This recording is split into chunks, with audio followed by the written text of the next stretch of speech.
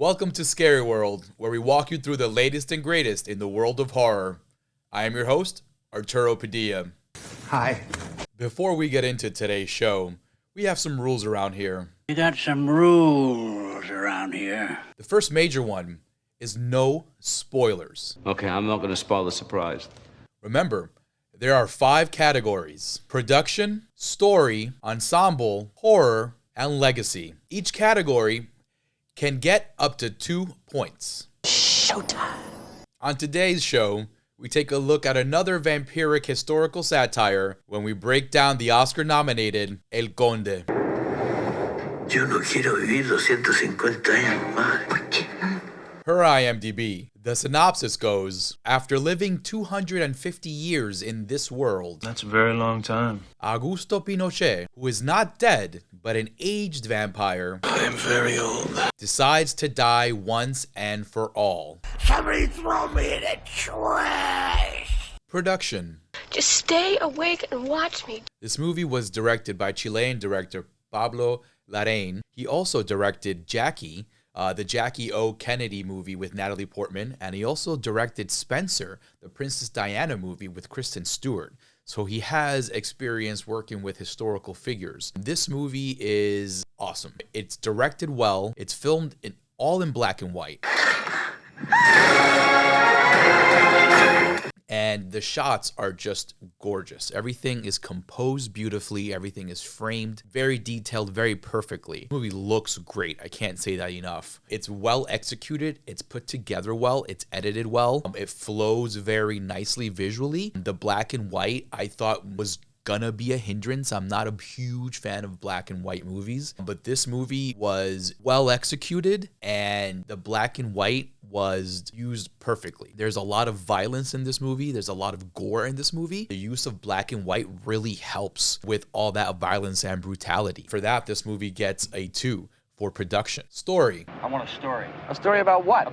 The script was written by Guillermo Calderón. He has not done anything in the horror genre in the past. This is his first entry in horror, and it was pretty darn successful. This was a fun historical satire with good back and forth dialogue throughout the movie. I thought the characters and their dialogue was well done. It was well scripted. The script was well structured. You had the comedic beats hit precisely exactly where they needed all throughout the act. My only gripe was that the second act dragged heavily because of the extra exposition that it needed to give out. I wish they would have edited that a little shorter. That being said, the third act was so wild that it made up for that lull in the movie. The script is successful.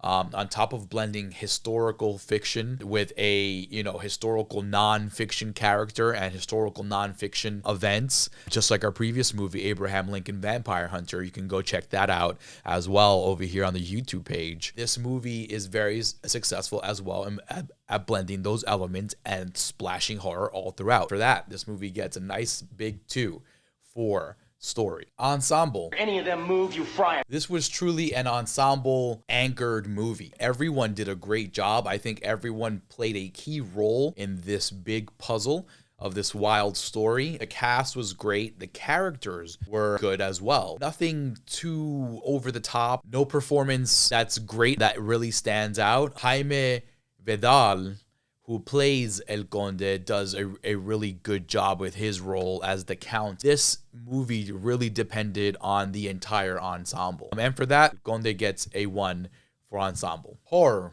Is it scary? This movie had fantastic practical gore. It looked so good in black and white. All the body parts, all the blood. No, a mí también me gustaba matar.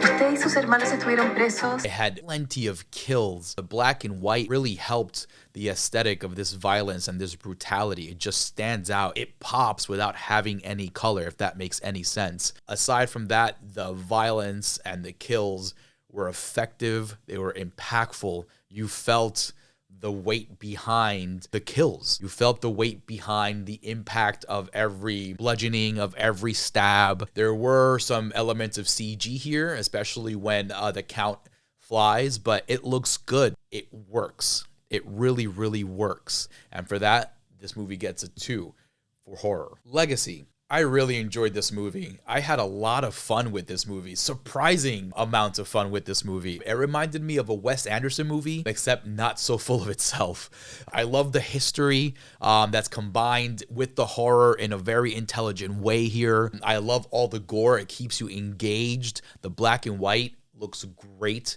with all the gore. The ending hits very well. Act 3 is very strong, and it does make up for that slow second act. Boy, Act 3, it's quite something. I don't spoil anything here for you guys, and I would really like you guys to actually witness the events of Act 3 of this movie. It's just awesome. There's also very cool vampire lore and mythology that's added to the horror genre here. Again, I won't spoil that, but go watch this movie. Act 3, I'm telling you, it's very, very fun. It made this movie for me 100%. This movie gets a 2 for legacy. So to tally it up, El Conde received a 2 for production, a 2 for story, a 1 for ensemble, a 2 for horror, and a 2 for legacy, bringing the total score up to 9.